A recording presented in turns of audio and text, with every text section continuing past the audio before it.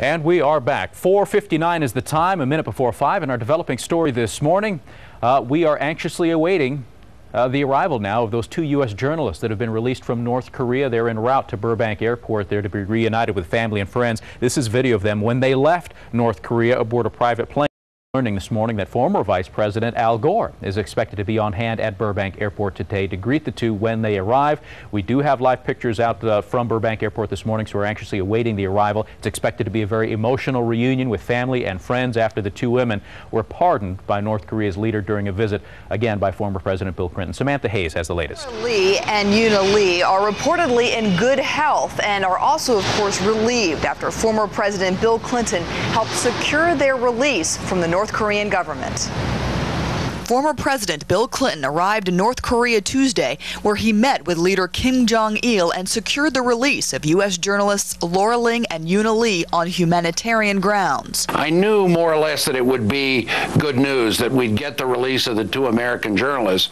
You don't send an envoy like Bill Clinton without some kind of a guarantee of a result. The 2 women were arrested in March while reporting from the border between North Korea and China. They work for California-based Current TV, a media outfit founded by former Vice President Al Gore. The journalists were sentenced in June to 12 years of hard labor on charges of entering the country illegally. An administration official says in July the women told their families that North Korean officials might release them if someone like former President Bill Clinton would come to Pyongyang.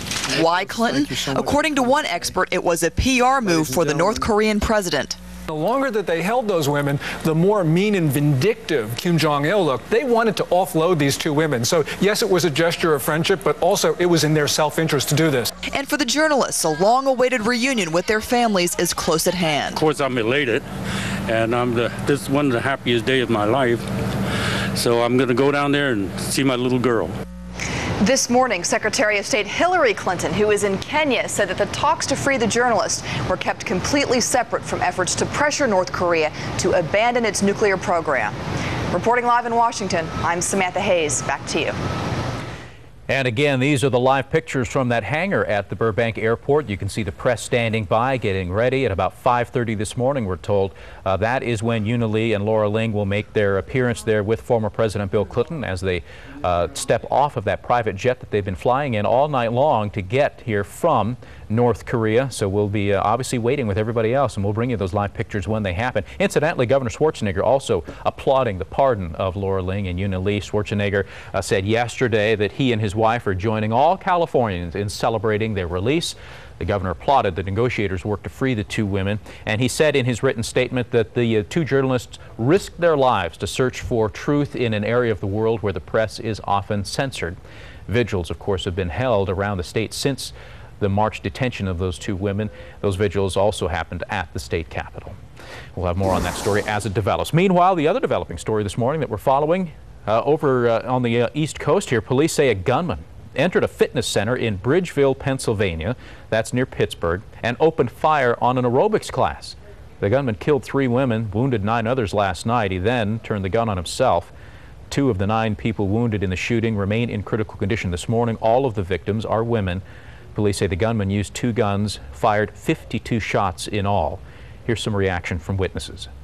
I didn't know what it was at first. It almost sounded like thuds, not gunshots, so I didn't know what to make of it at first. But when I seen everybody started running around, I got as low to the ground as I could because I was scared that he was going to run out into the room that I was in and start shooting, you know what I mean, shooting other people. Everybody started running in the gym, bleeding, and we hit the door. And then lady was shot in the leg, lady was shot in the shoulder. We started picking her up and dragging her out. Everybody said run, so.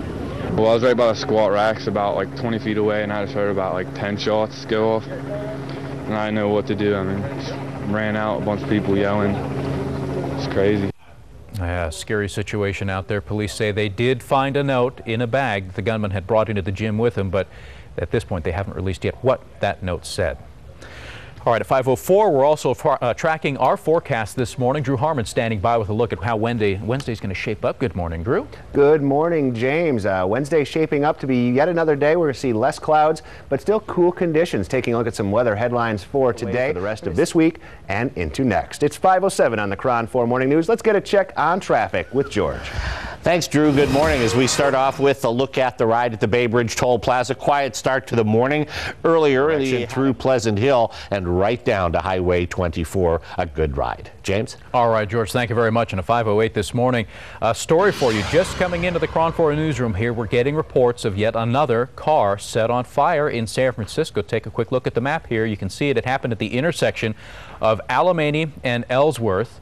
No word yet if the fire is linked to that series of fires that we saw last month in the city, but obviously police and fire investigators on the scene right now trying to see if there's any link between the two incidences. In fact, we have video of the last car that was set on fire back in July. We'll roll that tape, and it was, there it is. It was an intense scene out there. This, of course, just the latest in a string of 14 cars damaged in more than a dozen separate incidents. Well, look how close those flames are to that apartment building, too. No arrests have been made yet, but obviously detectives are working on the case. We'll let you know if they come up with anything. Meanwhile, on to the economy now. A quick update for you. Here's some homeowners trying to avoid foreclosure aren't getting a lot of help from the federal government. A progress report on the $50 billion home foreclosure assistance program reveals that only 9% of eligible borrowers have been given modified loans. In fact, 10 lenders in the report haven't modified a single mortgage yet. They include American Home Mortgage Servicing and PNC Financial Services Group. Not a good situation there. We'll let you know as the investigation folds into why lenders aren't giving out the money they ought to be giving. All right, 5:09 the time. We're going to take a quick break here. We'll be back with more in just a moment, though. Let's go outside, give you a live look again from Burbank Airport inside a hangar here where you can see the chairs set up, the media, the cameras, they're all standing by as we're awaiting the arrival now of Laura Ling and Yuna Lee, those two Bay Area journalists that have been held now for months in a North Korean prison camp. Yesterday, we were telling you how former President Bill Clinton went out there, visited with Kim Jong-il, the leader of North Korea, and negotiated the release, the pardon, and the return of those two journalists. We're awaiting their arrival this morning. Should happen in about 20 minutes from now. We'll bring it to you live.